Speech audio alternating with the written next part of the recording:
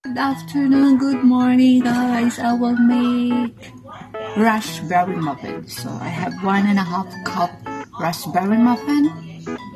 So I have 2 cups of all-purpose flour. So we need sugar, 1 cup. We need 2 eggs, guys, and we need lemon. Lemon is just one small or something. I just want to put 1 tablespoon of lemon. So we have baking powder, we have vanilla, and we need oil, canola oil or vegetables oil. So I have vegetables oil, 1/2 cups, and we need milk. I will get milk, and 1 cup of fresh milk or evap milk or something like that. You can do that. Excuse me. So first, we need, that is all our ingredients. This is it. Everybody can see milk and all. This is all the ingredients. The flour. You cannot see it? Okay, I'll put it here. It's all the ingredients. All we need. Kailangan natin painitin yung ating oven sa 400 degrees. No, let's take note. I need to move all these ingredients in front of me. So now I have 1 small bowl. Maglalagay tayo ng ating 2 eggs. We'll combine the eggs. 2 eggs. Yep. Yeah, eggs first. Eggs. So I'm doing that para hindi masayang. Talagang make it sure all the egg is dropped. Okay. 2 eggs, and we need to combine our oil and the eggs. We need 1/2 cup of oil. Let's see, 1/2 cup. Okay, 1/2 cup of oil. Lalagay natin, i-mix natin sa ating egg. Yan. And our lemon. Silang magkakasama.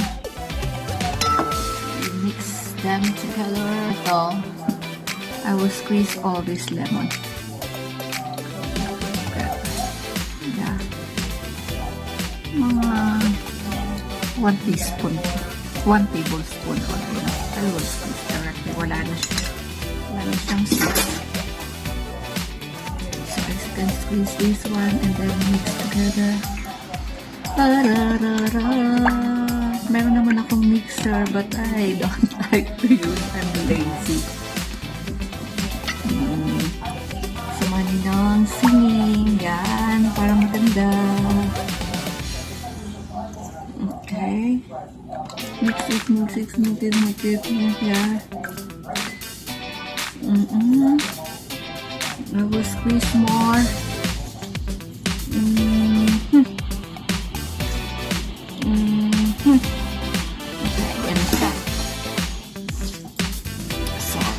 Siya.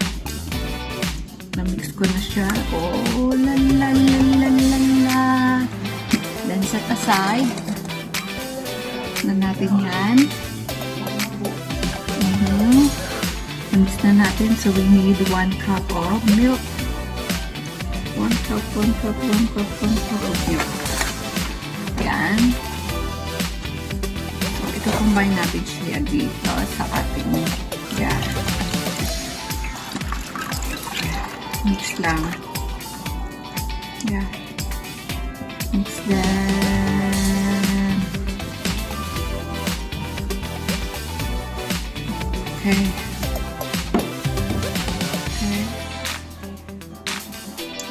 mix na natin. Tapos, kailangan na natin isi-set aside na natin to. So, it's time to our dry ingredients.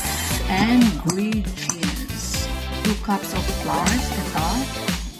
And then, yung dried ingredients. And then, sugar natin. Kailangan natin ng sugar. Kailangan natin ng sugar. Ito na yung ating sugar. Puro natin ng kailangan natin ng sugar na 1 cup.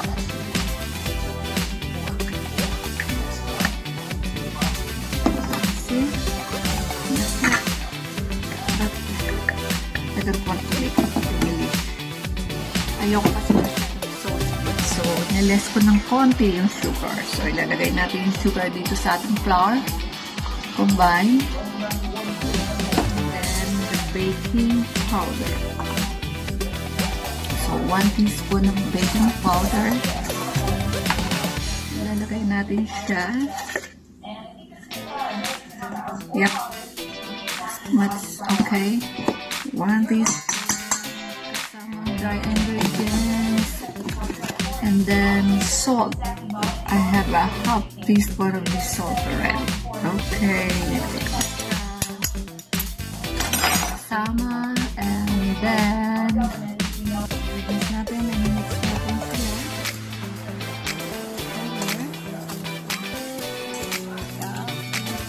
Bowl.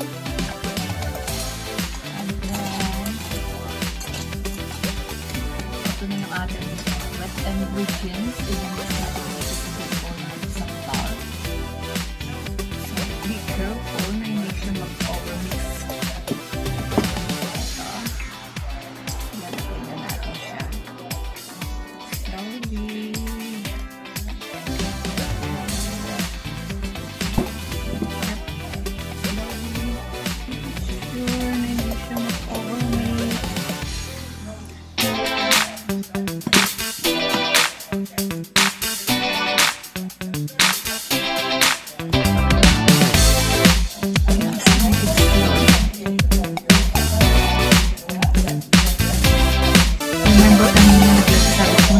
Vanilla. So, hindi ko na siya lalagay kasi parang yung ating lemon. Kapag wala kayong lemon, just put it vanilla. Lemon. Raspberry. That's it. Then, ilalagay na natin yung ating raspberry.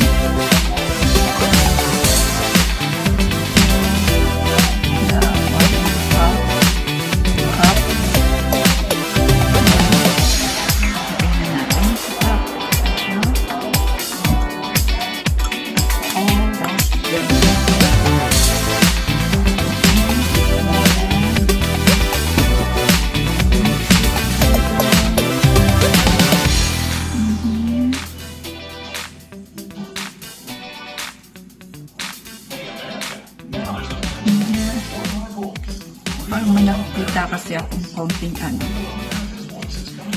Dinamihan ko yung raspberry para mas masarap. I did 1 1/3. You can decide. Wala kayong raspberry kasi I have a lot of raspberry. So, ginawa ko siya 1 3/4 pala na raspberry instead of 1 1 cup. So, that's it. And we will set our oven for 400.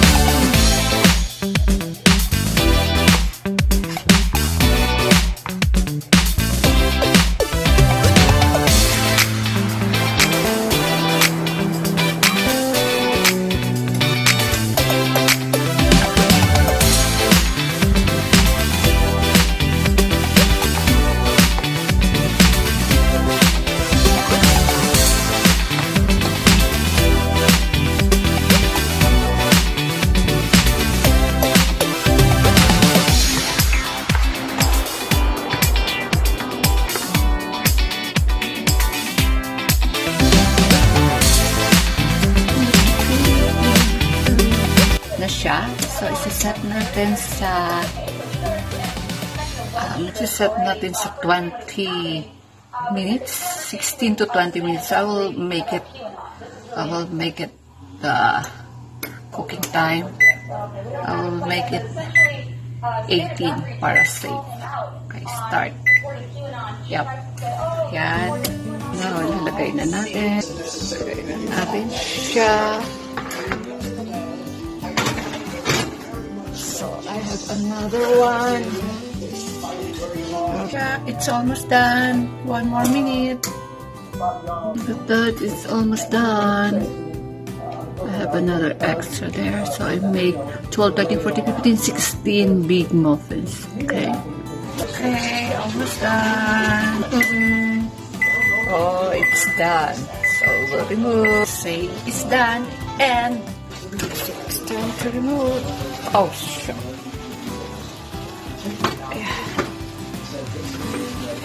It's this is also good. The red one. We had 16 inside. Raspberry muffin with lemon raspberry muffin. So I think in this kind of social media environment, actually, I think he was spot on, and there's a possibility he very well could have survived. Today, you know,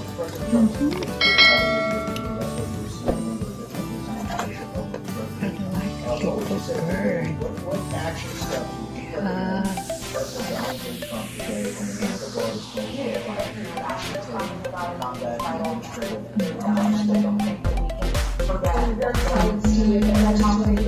you shout out because the administration led the charge in trying to cement a very productive